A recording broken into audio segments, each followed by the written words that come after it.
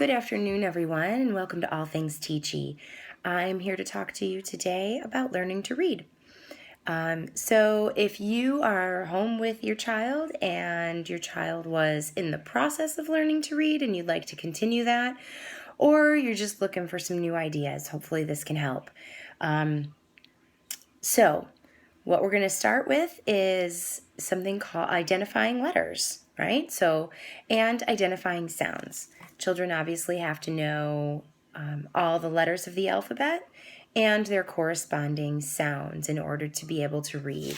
So if you're at home and you don't really have supplies or letter tiles or anything like that, feel free to make little guys just on pieces of paper, right? So you'll want to go through the alphabet with your child and see what they know and what they don't know.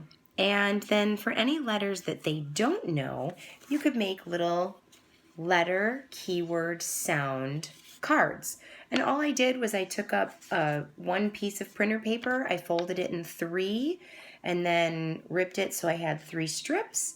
And then I folded that in half, and I ended up with pieces of paper pretty equal, just like this. So you'll want a set with just letters, and then a set for whatever letters your child needs with a letter, a keyword, and a sound. So the way you work this is C, cat, k. You want that keyword to focus on the sound that that letter says. And you want that keyword to be consistent as your child's learning it so that they know that they can reference back to it. Now, you don't want this to be the only word that your child learns with that k sound, but you do want the keyword in all the letters that you're teaching to be consistent so they can quickly and easily remember and reference back that sound. So that would go C, cat, k, right? So you can do that for all the letters of the alphabet. To be honest, it doesn't really matter what the keyword says as long as the first letter is the letter that you're working on. So you could do M, man, right? Or T, truck, t, right? So any word, as long as you can keep it consistent. I recommend writing it right on the paper, and then if you're crafty or you have access to a computer and a printer, printing up some pictures so that your child knows what that is, even if they can't quite read the word. But if the word is there, then you will know what it is, and it's always good to show the letters of the word and the word in print along with a picture, because then your child gets used to seeing that too. So once they have all their consonants, you want to move on to vowels.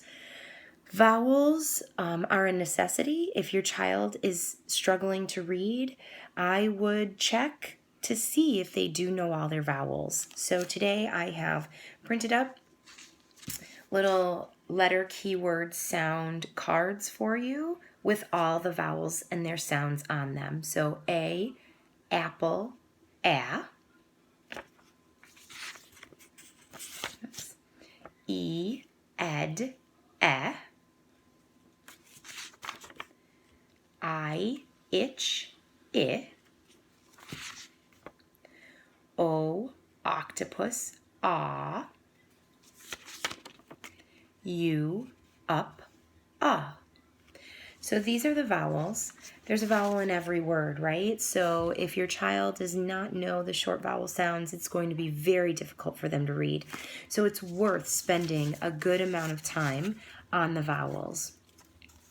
Once you have that, you can keep these as a reference and go over them regularly with your child. But then you can move into letter tiles and sounding out words, right?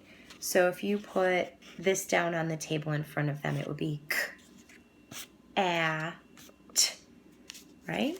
So at work we call it tapping it out. You might have it right on the table in front of them, and you might have them tap their arm. So this would be the first, the middle, and the last sound they hear, and then they slide their hand down to show blending of the word. So k, at, cat, right?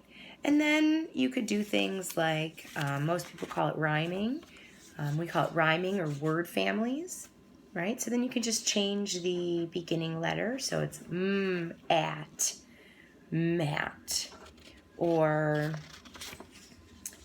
you could just take the letters out. At, right? So mix it all up. It doesn't really matter at this point if your child is making real words or nonsense words. As long as they are practicing the sounds, it's fantastic. If you've got all that and you want to move into words that are more than 3 letters, you can start moving into what we call blends. So blends are 2 or more consonants and each say a sound, like TR or STR, right? No sound left behind, shall we say? So tur or stir, okay? So when you're working on these, you can do the same thing. You can get your letter tiles together and you can manipulate them however you want so that your child can see and work through those sounds. Another thing that you can work on is called consonant diagraphs. Consonant diagraphs are 2 consonants together that say one sound. So TH and SH, right? They say a completely different sound together. Th, sh.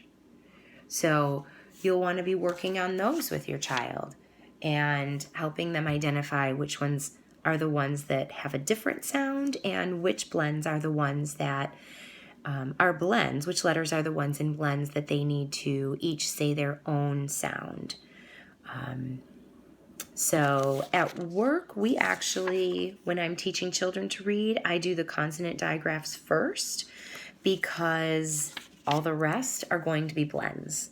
So if they're not those, so it's TH, SH, CH, WH, and CK is actually considered a digraph.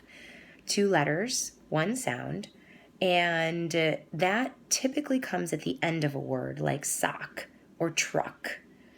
And then once they know those, you can move into the blends because there are lots and lots and lots of blends. So if you're at home and you're working and you're trying to figure out how to do this homeschooling thing and you want to keep up with some reading skills and your child is just learning to read, I hope that you find these things helpful. I would like for you to, if you would, put a comment in the comments below and let me know if this was helpful, if there's something different that you need, and we'll move on through ELA the remainder of the week. Thanks, everybody.